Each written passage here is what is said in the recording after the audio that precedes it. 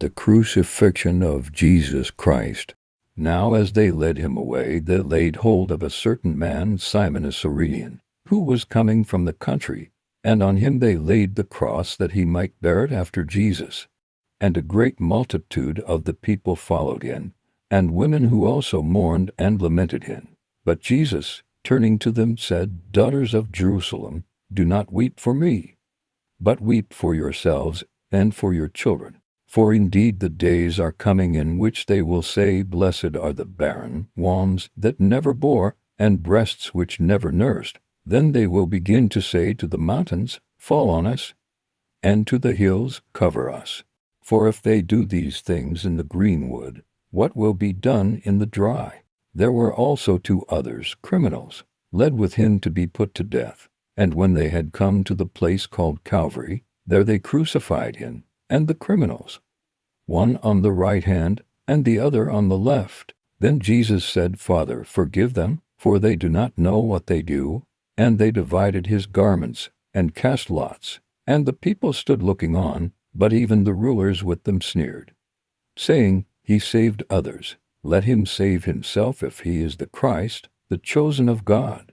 The soldiers also mock him, coming and offering him sour wine, and saying, If you are the King of the Jews, save yourself.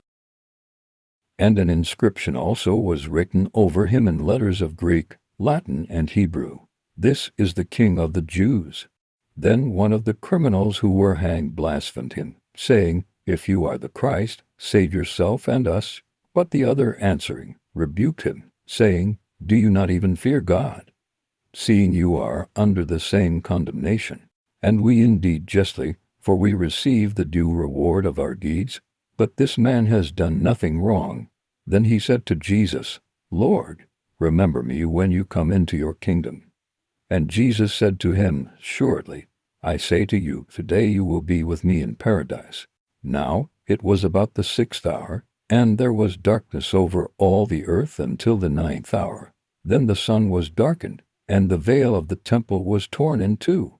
And when Jesus had cried out with a loud voice, he said, Father, into your hands I commit my spirit. Having said this, he breathed his last.